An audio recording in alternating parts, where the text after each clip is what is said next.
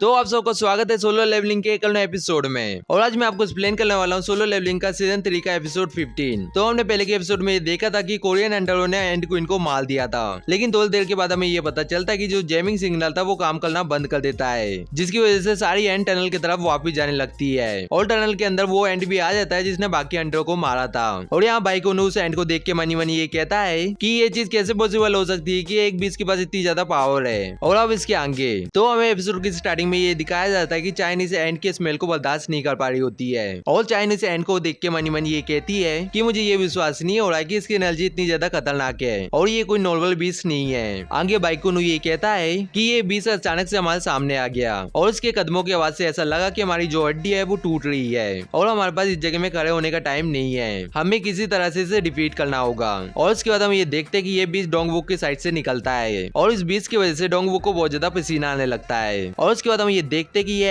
And को इनके sir के पास जाके खड़ा हो जाता है। ये देख के डोंगवुक ये कहता है कि ये हम सबके पास से निकल गया और क्वीन को ऐसी हालत में देख के एंड किंग बहुत तेजी से चिल्लाता है और उसकी चिल्लाने की वजह से सारे हंटर जमीन में नीचे गिर जाते हैं। और यहाँ चाइन डर के मारे बहुत ज्यादा कांप रही होती है, तभी वो एंड चाइन के एकदम पीछे आ जाता है और यहाँ चाइन के रिएक्ट करने से पहले ही वो एंड चाइन के पेट में एक जोरदार पंच मारता है और उसकी वजह से चाइन दूर जाके दीवार से बहुत तेजी से टकरा जाती है। एंड इस जगह में चाइन दर्द के मारे चिल्ला रही होती है और उसके मुंह से खून भी निकल रहा होता है। ये देख के डोंगवुक बहुत ज्यादा पैनिक करने लगता है और चाइन को आवाज लगाता है, लेकिन यहाँ एंड किंग डोंगवुक के एकदम पीछे आ जाता है और यहाँ डोंगवुक अपनी सील से इस एंड के अटैक को डॉज करने की कोशिश करता है, लेकिन एंड किंग उसकी सील में पंच मार के उसके हाथ को और उसकी सील को तोड़ देता है। लेकिन तब भी डोंगवुक अपने दूसरे हाथ के वेपन से उस एंड के ऊपर अटैक करता है, लेकिन हम ये देखते हैं कि एंड किंग ने डोंगवुक का हाथ पकड़ लिया होता है और डोंगवुक के हाथ को उखाड़ देता है। और इसके बाद एंड किंग बाइकोनू की तरफ जाने लगता है, लेकिन यहाँ बाइकोनू एंड किंग के ऊपर बहुत तेजी से चिल्लाता है, लेकिन यहाँ एंड किंग बहुत तेजी से बाइकोनू के राइट शोल्डर में अटैक कर देता है। ये देख के चाय जोंग इन भी एंड किंग के ऊपर अटैक करने की कोशिश करता है, लेकिन यहाँ एंड किंग उसके अटैक करने से पहले उसके चेस्ट में अपने पंजों से अटैक करता है और इस अटैक की वजह से चाय जोंग इनका बहुत सारा खून निकलता है। लेकिन हम ये देखते हैं कि लाइम तेगु एकदम एंड किंग के पीछे आ जाता है और मनी मनी ये कहता है कि मेरे पास एकदम क्लियर शॉट है और मैं इतने पास से मिस नहीं करने वाला। इसके बाद लाइम तेगु एंड किंग के ऊपर फायर कर देता है, लेकिन हम ये देखते हैं कि एंड किंग अपने हाथों से उसके एरो को पकड़ लेता है। ये देख के लाइम तेगु बहुत ज्यादा हैरान हो जाता है और मनी मनी ये कहता है कि इसने मेरे अटैक को ब्लॉक कर लिया है। आगे हम ये देखते हैं कि एंड किंग उस एरो को डिस्ट्रॉय कर देता है और तेजी से लाइम तेगु के पास आके उसे एक जोरदार पंच मारता है और उसके बाद एंड किंग लाइम तेगु को मारने ही वाला होता है, लेकिन इस जगह में डोंगवुक आ जाता है जो एंड किंग के ऊपर एक जोरदार पंच मारता है और उसकी वजह से एंड किंग थोड़ा सा पीछे चल जाता है। डोंगवुक हंसते हुए ये कहता है कि तुमने मेरे हाथ को काट दिया था, लेकिन हमारे पास माइंड ब्योंग है। और हम ये देखते हैं कि माइंड ब्योंग ने डोंगवुक को पूरी तरह से हील कर दिया होता है। आगे हम ये देखते हैं कि माइंड ब्योंग ने अपनी एबिलिटी का यूज करके अपनी प्रेजेंस को छुपा लिया है और हमें ये बताया जाता है कि ये एक सेल्फ डिफेंस स्किल है एंड ये स्किल कैमोफ्लेज जैसे अपने सारे स्ट्रेस को मिटा देती है। लेकिन इस एबिलिटी का एक डाउनफॉल है क्योंकि इस एबिलिटी के यूज करने के टाइम में इसका यूजर हिल नहीं सकता है, लेकिन तब भी ये स्किल हीलर के लिए बहुत ज्यादा अच्छी है और अगर वो 20 मुझे पहले मारने की कोशिश करेगा तब भी वो मुझे लोकेट नहीं कर पाएगा और जब तक मेरी टीम के पास हील है जब तक ये 20 उन्हें आसानी से हरा नहीं पाएगा। आगे हम ये देखते हैं कि एंड किंग डोंगवुक के पांव को पकड़ लेता है और उसे घुमा घुमा के जमीन में पटक देता है और उसकी वजह से डोंगवुक को बहुत ज्यादा चोट लगती है, तो इसलिए माइंड ब्योंग उसे हील करता है। लेकिन इसकी वजह से एंड किंग माइंड ब्योंग को ढूंढ लेता है। ये देख के माइंड ब्योंग बहुत ज्यादा घबरा जाता है और कहता है कि जो मेरी डिस्गाइज स्पेल है वो अभी तक एक्टिवेट है और इसलिए इस बीस को ये पता नहीं होगा कि मैं कौन सी जगह में हूँ। और हम ये देखते हैं कि एंड किंग माइंड ब्योंग की तरफ जाने लगता है। ये देख के बाइकोनू माइंड ब्योंग का नाम चिल्लाता है, लेकिन हम ये देखते हैं कि एंड किंग ने माइंड ब्योंग को मार दिया होता है और ये देख के बाइकोनू बहुत ज्यादा शौक में चल जाता है। लेकिन यहाँ माइंड ब्योंग अपने आखिरी शब्द में ये कहता है कि बाइकोनू तुम यहाँ से भाग जाओ। आगे हम ये देखते हैं कि एंड किंग माइंड ब्योंग के सर को खा जाता है। ये देख के सभी के सभी बहुत ज्यादा शौक में चले जाते हैं, लेकिन यहाँ बाइकोनू गुस्से में एंड किंग के ऊपर अटैक कर देता है। लेकिन हम ये देखते हैं कि एंड किंग बाइकोनू की गर्दन को पकड़ लेता है और उसकी वजह से बाइकोनू अपने असली रूप में आ जाता है। लेकिन इसके बाद हम ये देखते हैं कि एंड किंग के मुंह के अंदर से माइंड ब्योंग बाइकोनू को भागने के लिए बोल रहा होता है। ये सुन के बाइकोनू को एंड किंग के ऊपर बहुत ज्यादा गुस्सा आ रहा होता है और इसके बाद एंड किंग बाइकोनू को ये कहता है कि तुम लोग बहुत ज्यादा कमजोर हो। और उसके बाद हमें ये चीज बताई जाती है कि इस बीस को शरीर को खाने की वजह से लाइफ बस नहीं मिली है, क्योंकि जब इसने उस पर्सन को कंज्यूम किया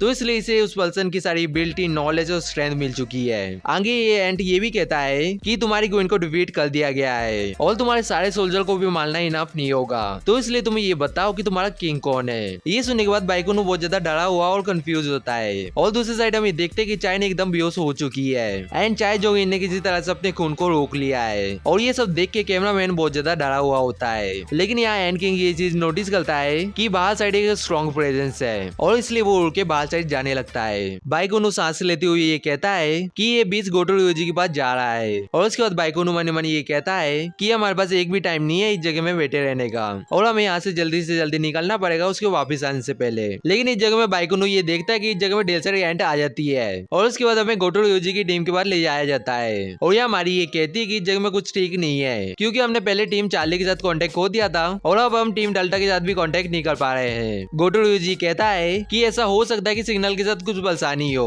और हम सबको रेंज के अंदर रहना चाहिए था। आगे गोटो रियोजी टीम ब्रावो को रिस्पॉन्स करने के लिए कहता है। तब तक केनाई यहाँ से रिस्पॉन्स करके ये बताती है कि टीम ब्रावो जिंदा और ठीक है। आगे गोटो रियोजी ये पूछता है कि क्या तुमने भी चार्ली और डेल्टा टीम से कांटेक्ट खो दिया है। तब तक केनाई कहती है कि हमारी अल्फा टीम से थोड़ी सी बात हो पाई थी और क्या आप ये चाहते कि हम उन्हें जाके चेक करें। गोटो रियोजी ये कहता है कि हम लोग उन्हें पहले ही ढूंढने के लिए निकल चुके हैं, तुम लोग अपना काम पूरा करके मिलने वाली जगह में मिलो। तब तक केनाई कहती है कि ठीक है। आगे गोटो रियोजी को मिस्टर मात्सुमोटो का कॉल आता है लेकिन यहाँ गोटो रियोजी को ये लगता है कि तावता केनाई ने फिर से कॉल किया है और इसलिए गोटो रियोजी ये कहता है कि तुम कुछ बताना भूल गई थी क्या। लेकिन मिस्टर मात्सुमोटो ये कहते हैं कि गोटो रियोजी ये मैं बोल रहा हूँ और उसके बाद हमें चाइना की एक पास वाली बैटल शिप में ले जाया जाता है और इस जगह में जूनियर कैप्टन ये कहता है कि साउथ कोरिया ने एक डेयरिंग मिशन को लिया है लेकिन फिर भी वो एंड उलते हुए चाइना की तरफ आ सकते हैं। लेकिन ये सुन के सीनियर कैप्टन ये कहते हैं कि जैपनीज हंटर कुछ ज्यादा उतावले हो रहे हैं कोरिया की मदद करने के लिए और उसका मतलब ये है कि गोटो रियोजी नेशनल लेवल हंटर बनने की बहुत ज्यादा कोशिश कर रहा है। जूनियर कैप्टन कहता है कि मुझे भी ऐसे ही लगता है और जितने भी नेशनल लेवल हंटर है उनने एक ऐसे गेट को तो क्लियर किया ही है और जो गोटो के पहले वाले रिकॉर्ड है वो भी बहुत ज्यादा इंप्रेसिव है और उससे बस इस ऐसे गेट को क्लियर करना है। लेकिन सीनियर कैप्टन ये कहते हैं कि मैं ये जानने के लिए बहुत ज्यादा उत्सुक हूँ। जूनियर कैप्टन पूछता है कि सर आप किस चीज के बारे में बात कर रहे हैं। सीनियर कैप्टन ये कहता है कि कुछ भी नहीं है लेकिन देखने से ऐसा लग रहा है कि ये बहुत ज्यादा अच्छा बहाना है लेकिन फिर भी गोटो रियोजी को एक लंबे रास्ते को तय करना है। जूनियर कैप्टन कहता है कि सर आपको ऐसा लगता है। सीनियर कैप्टन ये कहते हैं कि अगर तुमने लियूजी कांग को एक्शन में देख लिया तो तुम्हें ये पता चल जाएगा कि मैं क्या बोल रहा हूँ और तुम्हारा लियूजी कांग से एक सिंगल एनकाउंटर भी हो गया तो तुम उसके एकदम फैन बन जाओगे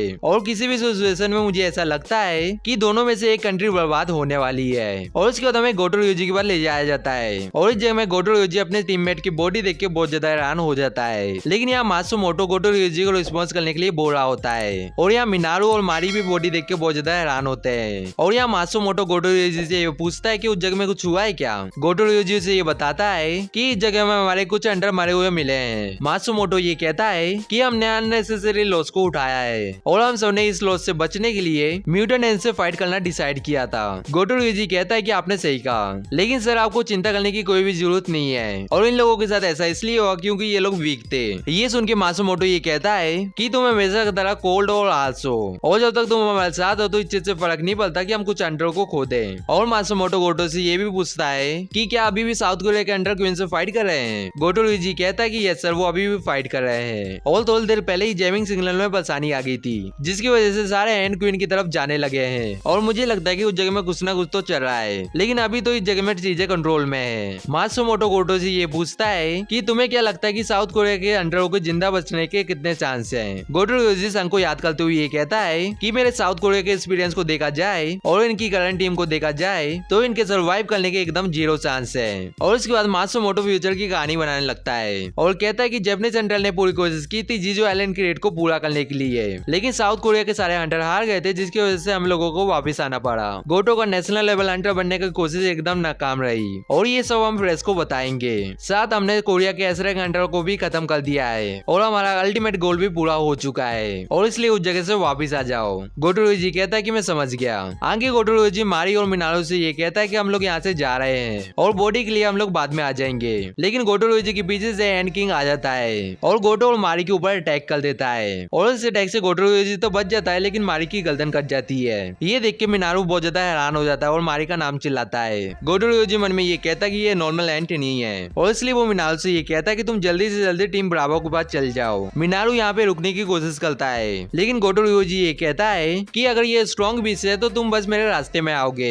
और इस एंट की जो प्रेजेंट है वो बहुत ज्यादा डरावनी है। आगे एंड किंग गोटो से ये पूछता है कि क्या तुम किंग हो। ये सुन के गोटो रियोजी हंसने लगता है और मनी मनी ये कहता है कि एक ऐसी एंट जो इंसान की लैंग्वेज जानती है। फिर वो एंड किंग से ये कहता है कि तुम ये पूछ रहे हो कि मैं किंग हूँ और उसके बाद गोटो रियोजी सीरियस होते हुए कहता है कि तुमने सही कहा मैं हूँ किंग। ये सुनने के बाद एंड किंग अपने ओरा को बढ़ाने लगता है। गोटो रियोजी ये देख के बहुत ज्यादा हैरान हो जाता है और मनी मनी ये कहता है कि ये ये इतने पावरफुल मैजिक को विल्ड कैसे कर पा रहा है। और इस फीलिंग को मैंने पहले भी महसूस किया था जब मैं संजिन वू से फाइट कर रहा था। और उसके बाद हम ये देखते हैं कि एंड किंग गोटोरो यूजी के ऊपर अटैक कर देता है। एंड इस जगह में जो गोटोरो यूजी की स्वॉर्ड होती है वो टूट जाती है और गोटोरो यूजी की गर्दन भी कट जाती है। और उसके बाद हमें टनल के अंदर ले जाया जाता है। और इस जगह में चाय जोंगिन अपने फायर मैजिक से एंड को रोकने की कोशिश कर रहा होता है। बाइकोनू चाय जोंगिन को कहता है कि क्या तुम और हीट को इंक्रीज कर सकते हो। चाय जोंगिन बाइकोनू को ये बताता है कि मैंने ऐसा किया तो मैं इस जगह की सारे ऑक्सीजन को भी जला दूंगा। ये सुनने के बाद बाइकोनू मनी मनी ये कहता है कि हम सब इंजर हैं और माइंड ब्योंग ने पूरी कोशिश की थी हमारी चोटों को हील करने की, लेकिन ऐसा करने के बाद भी हम पहले जैसे नॉर्मल नहीं हो सकते। और हम सब में से चाय जोंगिन ही ठीक है और हम सब बस ये उम्मीद कर सकते हैं कि चाय जोंगिन की फ्लेम इन एंड को संभाल ले। आगे हम ये देखते हैं कि चाय जोंगिन पूरी कोशिश कर रहा होता है एंड को रोकने की, लेकिन जो एंड होती है वो इनके बहुत ज्यादा पास आ जाती है। बाइकोनू ये देख के मनी मनी ये कहता है कि क्या हमारा अंत यही होने वाला है। लेकिन तभी हम ये देखते हैं कि बाइकोनू की शैडो के अंदर से संजिन वू का एक शैडो निकलता है और जो एंड बाइकोनू को मारने के लिए आ रही होती है उन्हें रोक देता है। बाइकोनू ये देख के बहुत ज्यादा हैरान हो जाता है और मनी मनी ये कहता है कि ये ब्लैक सोल्जर है, लेकिन ये चीज है क्या। और उसके बाद हमें संजिन वू के पास ले जाया जाता है और यहाँ संजिन वू ये कहता है कि एक्सचेंज। और ये एपिसोड यहीं खत्म होता है। और जाने से पहले वीडियो को लाइक और चैनल को सब्सक्राइब कर लेना। और मैं आप सबसे ये पूछना चाहता हूँ कि 2025 आने से पहले हम 13 के सब्सक्राइबर कंप्लीट कर पाएंगे कि नहीं। और ये चीज मुझे आप कमेंट में बताओ कि ये हो पाएगा कि नहीं। और गोल्डन गेमर भाई मैं आपको थैंक्स बोलना चाहता हूँ क्योंकि मैं ये देख रहा हूँ कि आप मेरी हर वीडियो में कमेंट कर रहे हो और मुझे सपोर्ट कर रहे हो। और सही बताऊं तो ये देख के बहुत ज्यादा अच्छा लग रहा है कि कोई मुझे सपोर्ट कर रहा है। तो आज के लिए इतना ही, हम मिलेंगे किसी नेक्स्ट वीडियो में। सायोनारा।